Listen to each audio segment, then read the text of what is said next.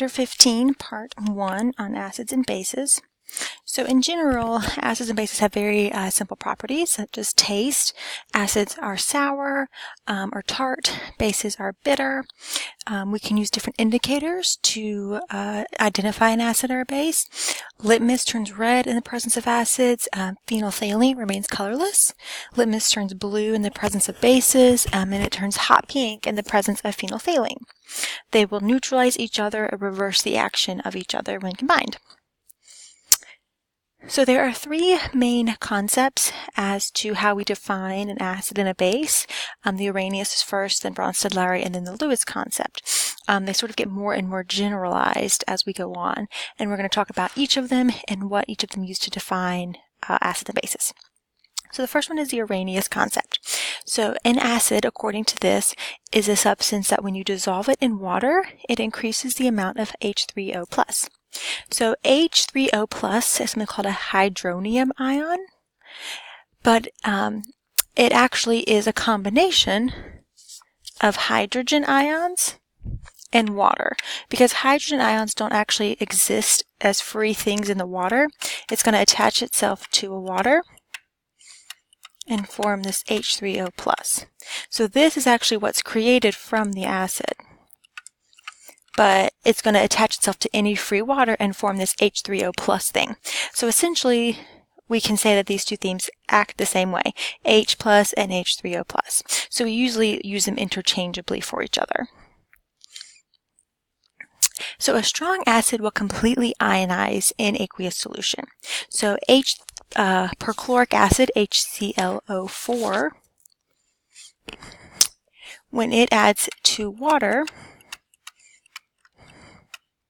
all of these hydrogens are going to separate off from the perchlorate, H+, and ClO4-. And then all of these are then going to add to water to form your hydronium ions. And so acids undergo complete ionization. So 100% of the whole molecules separate into these ions.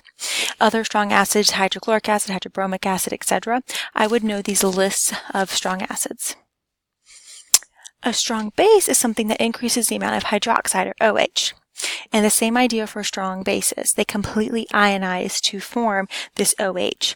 So sodium hydroxide, 100% of them separate into sodiums and hydroxides. Nas are +1, hydroxides are -1. So because they form this, we consider this to be a base. And things that have this are lithium hydroxide, potassium hydroxide. Again, I would note these strong bases. Weak acids are things that do not completely ionize. So some of them form the ions, but some of them remain whole. So we use an equilibrium reaction to denote this. So acetic acid, for example, some of them are going to split apart into the H's and the acetate ions. But then H2. But then some of them are going to reform the whole acetic acid. So we use this equilibrium to represent the fact that it's a weak acid. Ammonium hydroxide.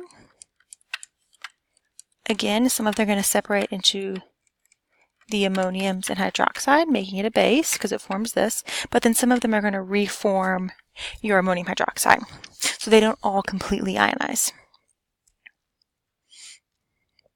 So the Arrhenius concept is limited mostly in terms of bases. One, it only considers aqueous solutions, which is not always the case. But it also says that only the OH can act as a base, and other things can act as a base as well. So we have these broader other definitions of acid and bases. So Bronsted-Lowry, an acid is something that donates a proton in a proton transfer reaction. And a proton is simply the same as the hydrogen ion, right? Because it's a hydrogen, which is a single proton that has lost the electron. So it's just a proton. The base is the thing that will accept the proton in the proton transfer reaction. So that means these two things have to become together. An acid has to react with a base so that one can donate and one can accept. If the reaction is reversible, then that means both the forward and reverse involve proton transfer. So there's an acid and a base on both sides. So if we look at this reaction, our NH3 ammonia accepts a hydrogen from start to finish. So that means my ammonia is a base. If we look at my water, it loses a hydrogen. It has 2, and then now instead it has 1.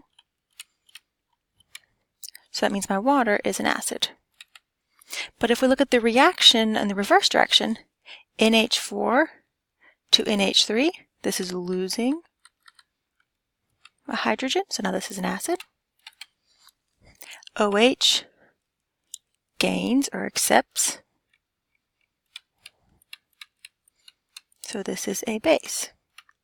So on either side there is an acid and a base. And what we call these two things that are an acid on one side and a base on the other, a conjugate acid-base pair. So on one side of the reaction it acts as an acid, and on one side it's a base. We usually label the ones on the reactants as acids and bases. So we would say this is our base, this is our acid. And then on the opposite side, we call it the conjugates. So this is the conjugate acid, this is the conjugate base. And then these two are a pair, and these two are a pair. Okay. So they always differ by a single proton, either gaining or losing on either side of the reaction. So if we look at these reactions, HCl turns into CO, so this is my acid. It loses a hydrogen, turns into a base. Okay, and then on this side it gains. Water gains. First reaction loses, so the one that gains is your acid. Nope, just kidding, is your base. And the one that loses is your acid. Okay. HNO2 loses this direction. So this is my acid, this is my base, and then it gains in that direction, going from a base to an acid. And then water gains. So it starts as a base, turns into an acid. Okay. HCO3 plus gains. So this starts as a base, it gains 1, turns into an acid, and then in the reverse it can lose. HF loses, so it's an acid, and then over here it's base. And then the pairs are always going to be one is an acid and one is a base. Okay. So to find the conjugate acid, all we do is we add a proton. So we add one more hydrogen and we increase the charge. So we can write this as HOH, we can write it as OH2, or more commonly, H2O. Typically we write the hydrogen out in the front. Increase the charge by only 1, so it's still -1. If you already have H's, you just add them to wherever they already are, +1.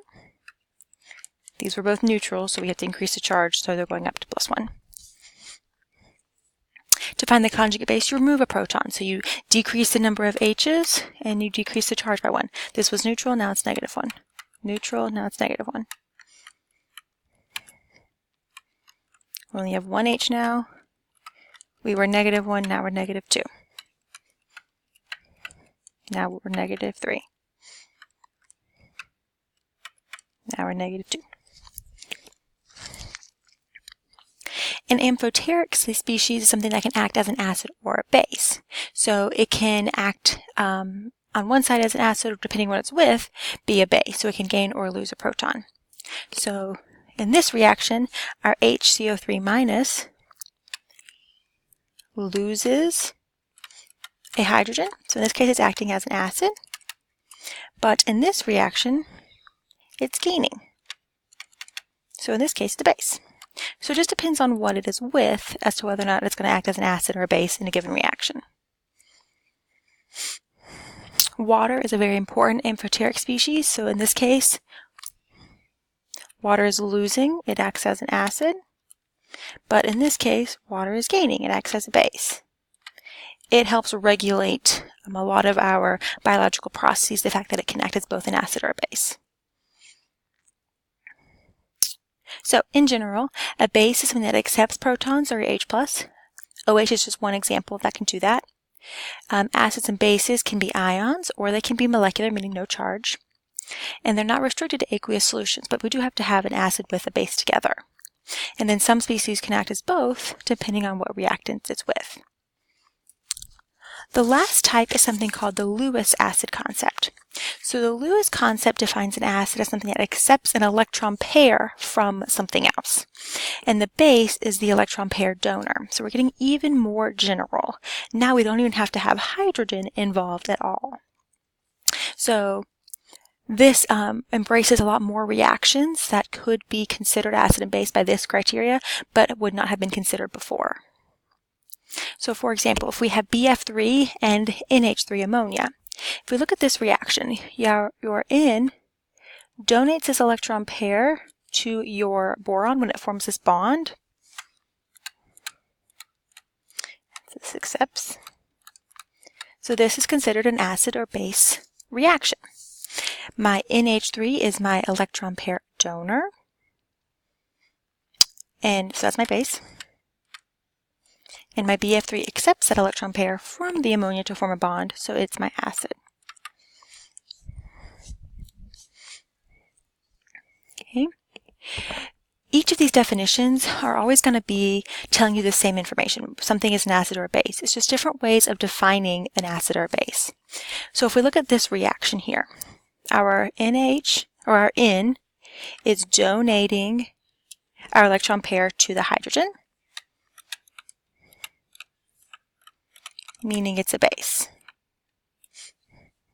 Our water is accepting that electron pair,